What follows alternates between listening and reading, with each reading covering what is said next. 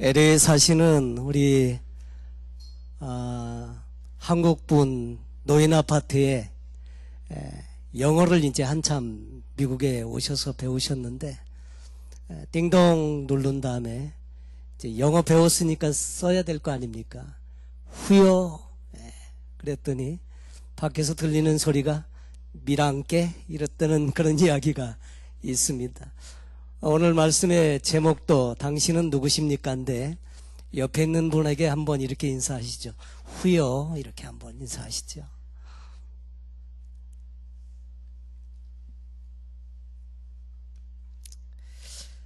최근에 제가 글을 읽은 것 중에 이런 내용의 글이 있었습니다. 미국의 기자가 한국 사람들을 이렇게 관찰을 해보니까 좀 희한한 거 하나 발견을 했대요.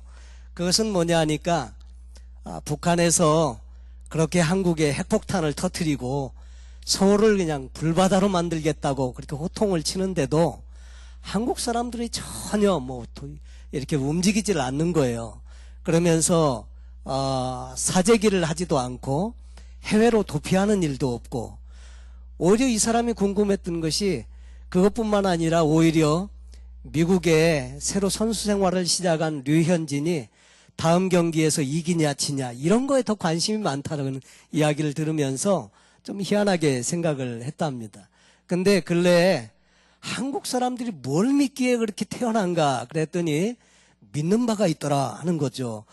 이제 이야기들이 몇 가지 있는데, 첫째, 한국의 가족들은 다 핵가족이다 이거죠. 두 번째, 골목골목마다 대포집이 있더라. 그뿐만 아니라 사람들이 술을 마실 때는 폭탄주를 먹는다. 그리고 새벽에는 총알 택시가 그렇게 많다. 그래서 사람들이 전혀 동요가 하지 않는다 하는 그런 이야기를 우스갯소리로 들은 적이 있습니다. 오늘 말씀은 우리의 정체성에 대한 이야기를 좀 함께 나누고 싶습니다. 당신은 정말 누구십니까? 나는 과연 어떤 존재인가? 이것을 우리는 정체성이라고 하는데, 정체성이 잘 확립되지 못하면 사람들은 방황하게 됩니다. 내가 누구인지를 모르기 때문에 내가 누구인지를 찾기 위해서 방황하게 되는 것입니다.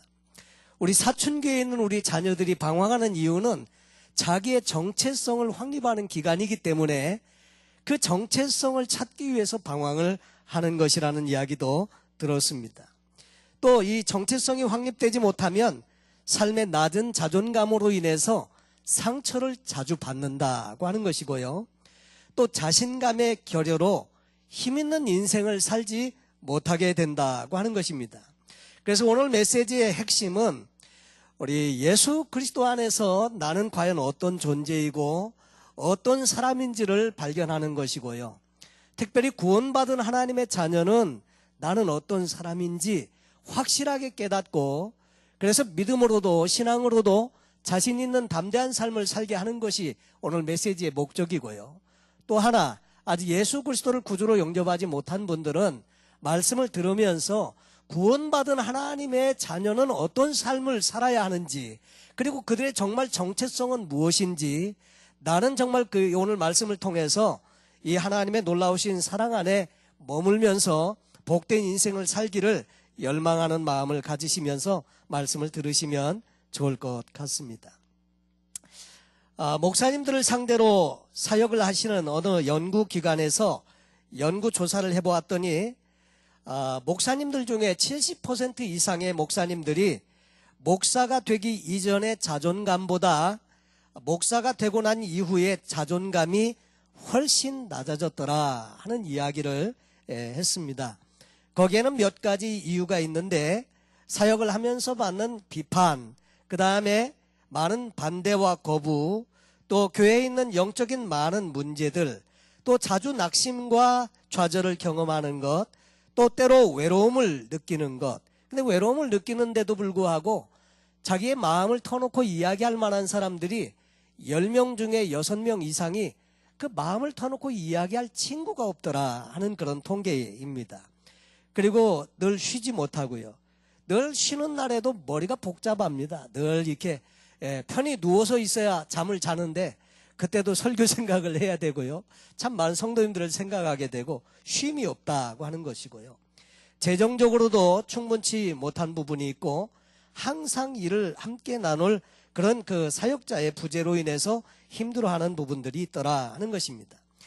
제가 지금 말씀드리고자 하는 것은 사람들은 살아가면서 외적인 요소로 인해서 그 정체성과 자존감에 많은 영향을 받고 살아간다 하는 것입니다. 심지어 복음을 가지고 있는 목사들도 그런데 우리 성도님들 같은 경우는 얼마나 그런 삶의 외적인 요소들로 인해서 영향을 많이 받을까 이런 생각을 해보게 되는 것입니다. 근데 외적 요소만 있는 것이 아니라 우리 안에 있는 내적인 요소도 마찬가지입니다. 내적인 요소가 우리의 정체성에 많은 영향을 주게 되는데 오히려 외적인 문제보다도 내적인 문제가 자신의 정체감과 나는 누구인가 하는 데 대한 많은 방해를 가져다 주기도 한다고 하는 것입니다. 텔레비전 쇼 프로그램 진행하는 분이 삶에 많은 문제가 있고 정체성에 혼란이 있어서 상담자를 찾아갔답니다. 카운셀러를 찾아갔는데 카운셀러가 묻기를 당신은 누구십니까? 이렇게 물었더니 그 찾아간 분이 하는 말이 나는 무슨 쇼 프로그램을 진행하는 진행자입니다. 그랬더니 카운셀러가 말하기를 아니 그건 말고 당신이 정말 누구시냐고요. 저는 작가이고요. 그리고 저는 때로 노래도 합니다. 그렇게 말했더니 카운셀러가 또 말하기를 아니 제가 의미하는 바는 그게 아니고요. 당신이 누구시냐고요. 아니 자기가 누구라고 설명을 계속 하는데도 그게 아니라니까.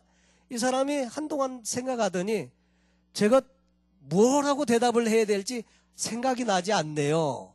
잘 모르겠습니다. 그랬더니 카운sel러가 하는 말이 그렇습니까? 그래서 지금 당신이 여기 있는 겁니다. 이런 이야기를 하더라는 이야기가 있습니다. 여러분, 사람들에게 있어서 많은 이제 문제, 자기 자신에 대해서 갖는 문제 중에 하나가 정체성의 혼란이라고 하는 것입니다. 내가 누구인지 잘 모르기 때문에 사람들은 자기 자신의 정체성을 나타내기 위해서 많은 노력을 하게 되는데 그 중에 하나 내가 누구인지는 여러분 내가 무엇을 하느냐에 의해서 결정되지가 않는다는 거예요.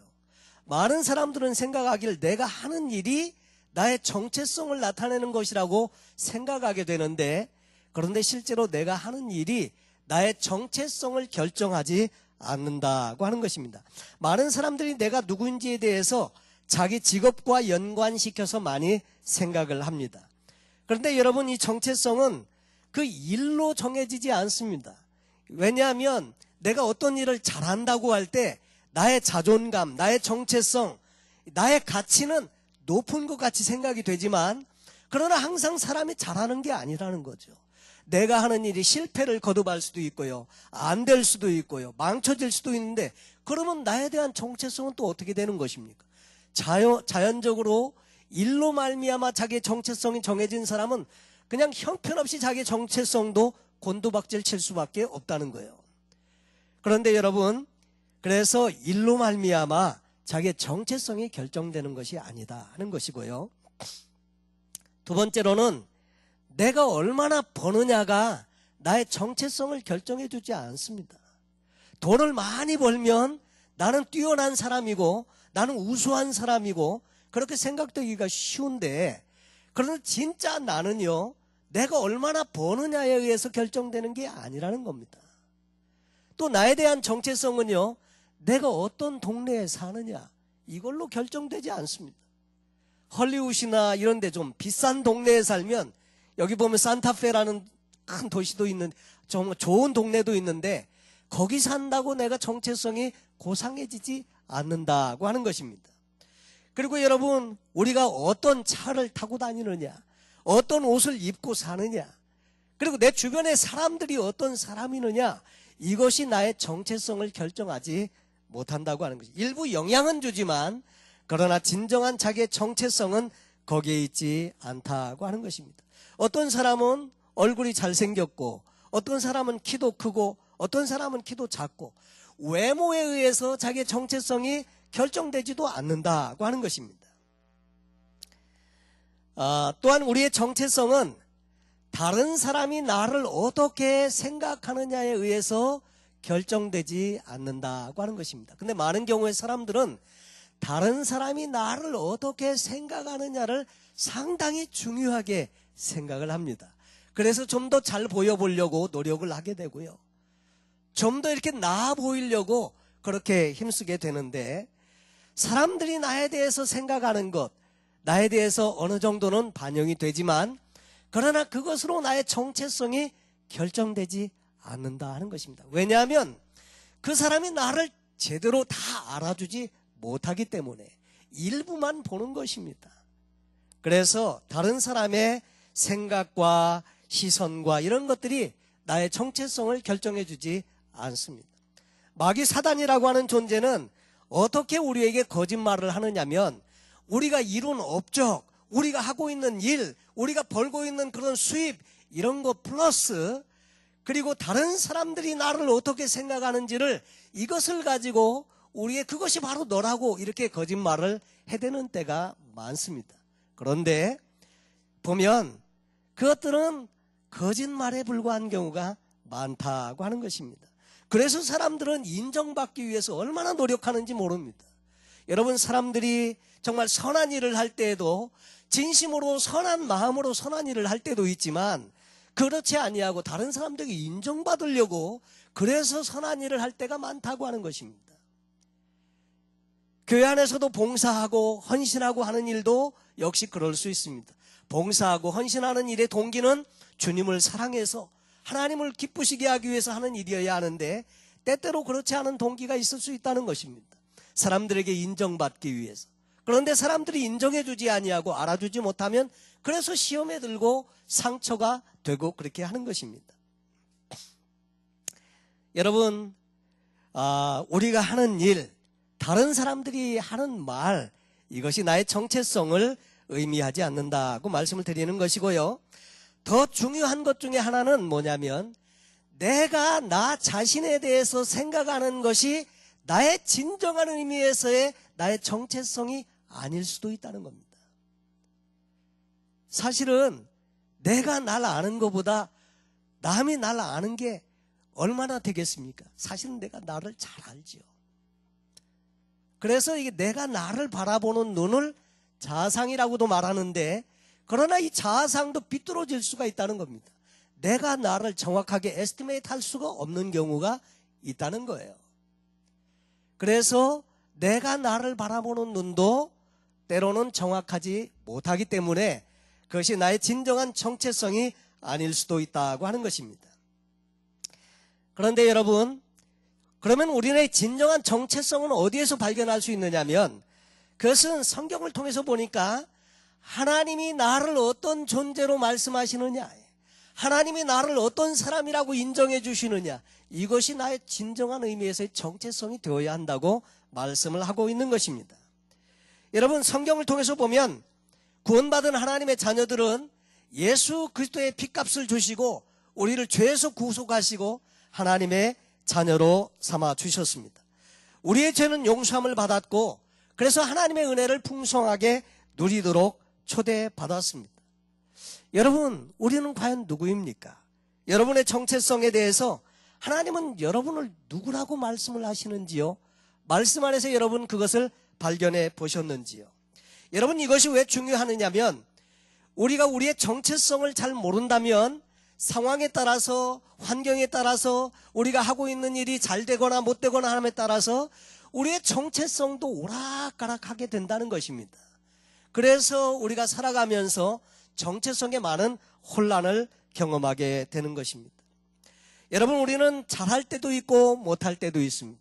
그때마다 우리는 정말 좋은 자존감도 가질 수 있으나 때로는 좋지 않은 자존감도 가질 수밖에 없는 경우가 있습니다. 그래서 우리가 하나님께서 우리를 바라보시는 이 정체성은 변함이 없는 것인데, 이 정체성을 가지고 자기를 분명한 정체성으로 세우지 아니하면 그래서 살아가면서 오락가락하면서 살게 된다는 것입니다. 그래서 우리가 진정으로 알아야 하는 것은 주님 안에서 우리가 누구인가, 하나님 안에서 우리는 누구인가, 복음 안에서 우리는 누구인가?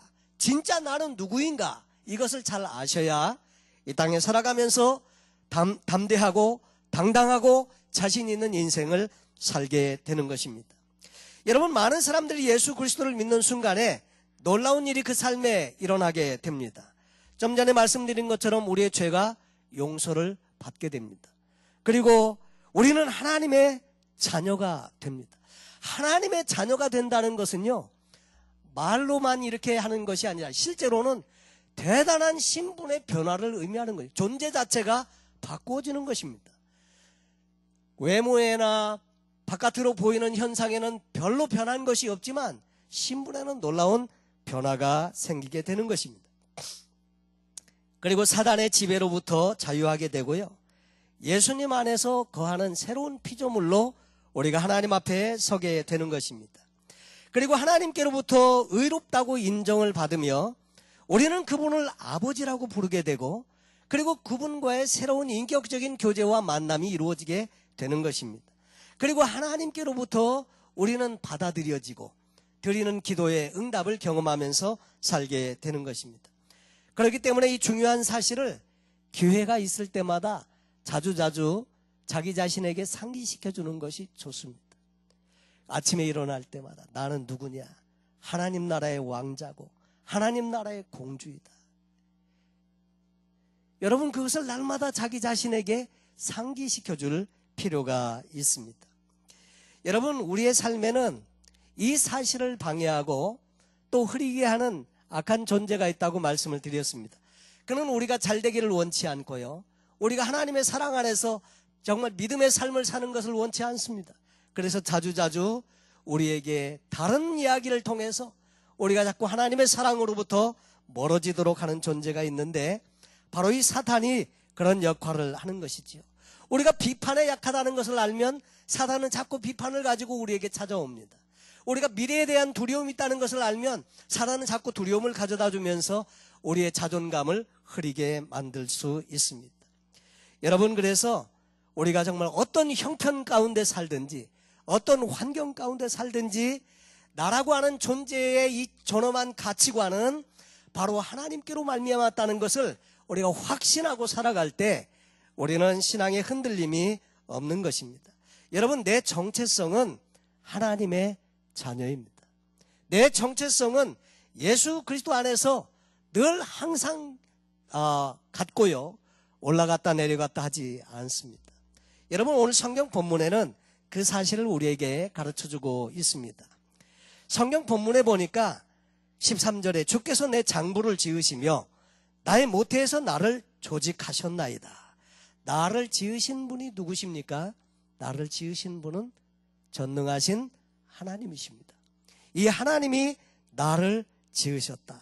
태초에 하나님께서 우리 인간을 지으실 때 당신의 형상대로, 우리가 하나님의 모양대로 우리를 지으셨다고 말씀하고 있습니다.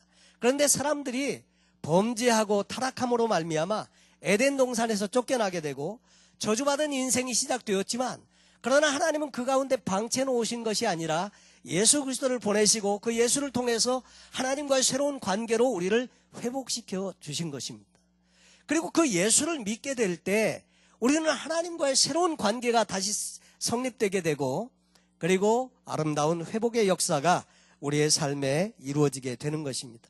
그래서 예수 그리스도를 통한 죄사함의 놀라운 은혜도, 또 성경을 통해서 약속하신 모든 축복의 약속도 우리의 것이 될 수 있는 것입니다.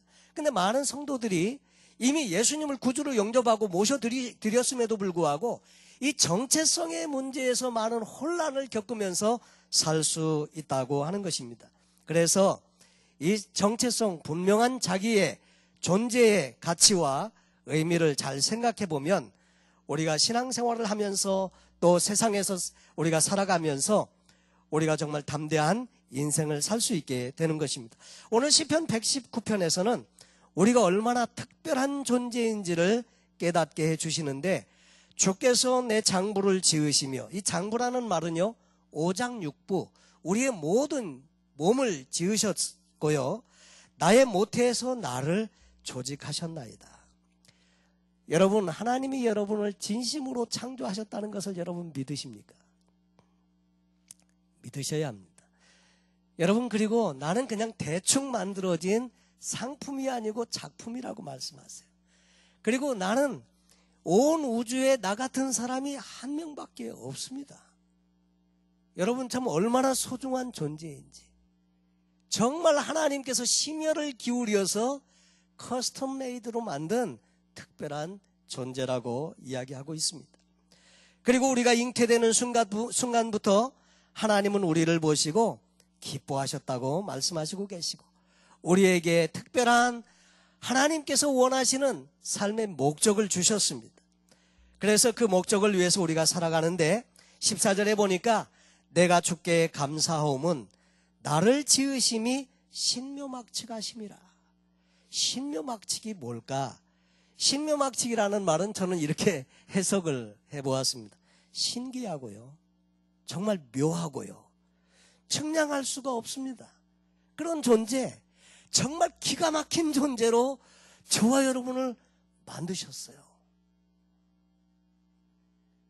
별로 안 믿으시는 것 같은데 하나님께서 그런 존재로 여러분을 만드셨다고 말씀하고 계세요. 그러면서 하는 말씀이 주의 행사가 기이함을 인하여 내 영혼이, 그 기이함을 내 영혼이 잘 아나이다. 하나님이 하시는 일이 정말로 절묘하다는 거죠. 그것을 내 영혼이 잘 압니다. 이사야 43장 4절에 보니까 하나님께서 이렇게 말씀하십니다. 내가 너를 보배롭고 존귀하게 여기고 너를 사랑하였은즉. 여러분, 우리는 이 땅에 태어날 때 실수로 태어난 존재가 아닙니다. 우리는 특별하게 하나님께서 계획을 가지시고 이 땅에 보내주신 하나님의 놀라우신 사랑하시는 작품으로 우리를 이 땅에 보내셨다고 하는 것을 우리가 확실하게 믿어야 합니다. 여러분, 그런데 세상에서는 하나님이 보시는 시각으로 자신을 바라보는 일을 방해하는 것들이 있습니다. 여러분, 요즘 많은 경우에 하나님이 나를 창조하셨다는 사실을 믿지 못하니까 나는 원숭이로부터 진화된 존재라고 생각하는 사람들은요, 이 존엄한 자기 존재의 가치를 모릅니다. 그러니까 이 땅에 살면서 짐승처럼 살려고 하는 거예요. 전혀 말도 안 되는 삶의 방식으로 살려고 하는 겁니다. 왜 그럽니까? 그 안에 자기의 정체성이 없습니다. 그냥 살다가 가면 그뿐이니까. 원래 원숭이로부터 진화된 존재라고 생각하니까 그렇게 그냥 살려고 하는 것입니다. 그러나 성경을 보면 우리는 그런 존재가 결코 아니라는 것입니다. 여러분, 그래서 우리는 특별한 존재로 지음받은 것을 하나님은 오늘 이 성경 시편 139편을 통해서 우리에게 말씀해 주시는 것입니다. 이 하나님에 대한 설명이 139편 초반부에 등장을 하는데 그 하나님은 저와 여러분에 대해서 모르시는 것이 하나도 없으십니다. 여호와여, 주께서 나를 감찰하시고 나를 아셨나이다. 주께서 나의 앉고 일어섬을 아시며 멀리서도 나의 생각을 통촉하시오며. 어느 교회에 갔더니 화장실에 앉아서 이렇게 보니까 볼일 보고 있는데 그 앞에 이렇게 그 성경 문구가 써져 있는데 거기 뭐라고 써져 있느냐면 하나님은 우리의 앉고 일어섬을 아시나이다, 이렇게 써 있더라고요. 모르시는 것이 하나도 없습니다. 근데 그 하나님께서 이 4절에 보니까, 3절 4절에 보니까 나의 길과 눕는 것을 감찰하시오며 나의 모든 행위를 익히 아시오니 여호와여, 내 혀의 말을 알지 못하시는 것이 하나도 없으시니이다. 주께서 나의 전후를 들으시며 내게 안수하셨습니다. 이 지식이 내게 너무 기이하니 높아서 내게 능히 미치지 못하나이다. 내가 주의 신을 떠나 어디로 가서 숨을 수 있겠습니까? 내가 바다 끝에 가서 거할지라도 주님은 거기에도 계시고, 새벽 날개를 치면서 주님 모르는 곳에 가서 있으려고 먼 곳에 가도 거기도 주님 다 알고 계신다는 거죠. 이 하나님께서 우리를 은밀한 데서 지으셨고 또 정말 우리가 하나님의 그 특별하신 작품으로 이 땅에 존재하게 되었다고 하는 거죠. 내 형질이 이루기 전에 주의 눈이 보셨으며 나를 위하여 정한 날이 하나도 되기 전에 주의 책에 다 기록이 되었나이다. 하나님이여, 주의 생각이 내게 어찌 그리 보배로우신지요. 그 수가 어찌 그리 많은지요. 내가 세려고 할지라도 그 수가 모래보다 많도소이다. 내가 깰 때에도 오히려 주와 함께 있나이다. 하나님이 저와 여러분을 생각하시는 거 얼마나 그 수가 많은지. 바둑을 두시거나 장기를 두는 분도 보면 하수가 있고 고수가 있습니다. 근데 고수가 두는 일을 하수는 모릅니다. 왜 그 수를 거기에다 두는지 몰라요. 완전히 엉뚱한 데 두는 것 같은데 이렇게 바둑을 두다 보면 그 한 수 때문에 완전히 전세가 뒤집어지는 것을 보면 와, 이게 얼마나 절묘한 수인지 어떻게 알고 거기다 놓았을까? 하수는 이해 못합니다. 근데 우리가 인생을 살아가면서 하나님을 경험하는 것도 그렇습니다. 하나님께서 하시는 일을 볼 때는 정말로 기이하다는 거죠. 절묘합니다. 어떻게 미리 그것을 아셨을까? 여러분, 그 이야기를 이 시편 기자는 우리에게 해주고 있습니다. 그 하나님께서 저와 여러분을 지으셨고요, 저와 여러분을 만드셨다는 것, 그리고 그 하나님이 우리를 보배롭고 소중한 존재로 여긴다는 것, 이것이 우리의 정체성이 되어야 합니다. 그러나 이 정체성이 없으면요, 자꾸 다른 것으로 정체성을 추구하고, 그리고 자신은 진짜 그 존재가 아닌데 그런 존재인 척하면서 그러면서 자기를 가장하기 쉽게 되는 것입니다. 성경에 보면 고린도후서에 바울은 모세의 이야기를 우리에게 해주고 있습니다. 모세가 하나님의 산, 그 시내산에 올라가서 하나님과 40일 40밤을 함께 지냈습니다. 하나님의 얼굴을 대면하며 그 하나님의 영광 가운데 있었습니다. 그러면서 하나님께서 주신 십계명 돌판을 가지고 그 하나님과 함께 했던 시간을 뒤로하고 이제 백성들에게 내려오게 되었는데, 백성들이 모세의 얼굴을 보니까 하나님의 영광의 빛의 광채가 그 얼굴에 있었습니다. 사람들이 근데 그 영광의 광채를 보면서 두려워했습니다. 하나님의 그 거룩함에 자신들이 드러나는 것 때문에, 그래서 모세를 보기를 두려워했습니다. 그래서 모세가 취한 행동이 뭡니까? 수건으로 얼굴을 가렸다고 하는 것입니다. 자, 그래서 백성들을 만날 때는 언제나 모세가 수건으로 얼굴을 가리고 백성들을 만났는데, 근데 문제는 뭐냐면 모세의 얼굴에서 그 영광이 사라졌는데도 모세는 계속 수건을 쓰는 겁니다. 여러분, 내 얼굴에서 하나님의 영광이 광채가 사라졌으면 수건이 필요 없지 않습니까? 근데 그때도 수건을 쓰는 거예요. 그게 자기의 이제 정체성이 된 거예요. 여러분, 근데 우리가 이 땅에 살아가면서 정말로 주님 안에서 진정한 자기의 존재를, 가치를, 이 자존감을 확실하게 세우지 않으면요, 자꾸 우리가 자신을 가장하기 쉽다는 겁니다. 그런데 주님 안에 있으면, 진리 안에 있으면, 우리가 주님 안에서 있으면 우리는 그럴 필요가 없다 이거죠. 자유합니다. 우리는 일부러 잘 돼 보려고, 인정받아 보려고, 사람들에게 잘 보이려고 노력할 필요가 없는 것이, 여러분, 우리는 이미 존귀한 존재입니다. 그래서 그렇게 노력할 필요가 없다는 거예요. 그런데 여러분, 정말 우리가 정말 하나님의 자녀이면 이 소중한 정체성, 자기 존재의 의미를 잘 아는 것이 필요하고요. 특별히 아직 나는 예수님을 모릅니다, 이런 분 계시면요, 예수님을 오늘이라도 여러분의 삶의 구주로 영접하시면 됩니다. 그리고 하나님과의 관계에서 그분의 자녀가 되기만 하면 하나님은 여러분을 그렇게 인정해 주시는 겁니다. 그리고 정말 세상적인 가치가 아닌 변하지 않는 가치관을 가지고 정말 하나님 안에서 존귀한 자로 살아가게 되는 것입니다. 여러분, 내가 누구인지 아는 것 참 중요합니다. 내가 진정으로 누구인지를 알면요, 환경이나 상황에 따라서 내 자신의 이 정체성이 오르락내리락 하지 않는다고 말씀을 드렸습니다. 우리가 잘 아는 이야기 중에 왕자가 민정시찰을 나갔는데 보니까 자기하고 똑같이 생긴 거지가 있는 거예요. 그래갖고 거지하고 옷을 바꿔 입습니다. 그리고 거지는 왕자의 옷을 입고 왕궁으로 들어가고, 왕자는 거지의 이 옷을 입고 사람들 속에서 이렇게 살아가게 되는데, 그런데 거지 옷을 입은 이 왕자는요, 그 자기의 존재가 누구입니까? 거지 옷은 입었지만 자기는 왕자예요. 그러니까 거지 옷을 입고 살아가고 있지만 왕자처럼 행동합니다. 근데 왕자의 옷을 입고 들어간 이 거지는 왕자의 옷을 입고 있음에도 불구하고 거지처럼 행동하는 거예요. 여러분, 진정한 자기의 존재감, 나는 누구인가? 나는 하나님의 아들이고요, 하나님의 딸이고요. 여러분, 그래서 하나님의 여러분 축복하시는 자녀이신데 그렇게 사시기 바랍니다. 쭈삣거리면서 사시지 마시고요. 여러분, 자존감을 가지시고 하나님의 소중한 여러분, 우리는 얼마나 소중한 존재이냐면요, 예수님께서 십자가에 죽으시면서 피값 주고 저와 여러분을 사셨지 않습니까? 그거 이상 우리가 소중한 존재라는 것을 증명해 주는 것이 어디 있습니까? 저와 여러분은 정말 소중한 존재입니다.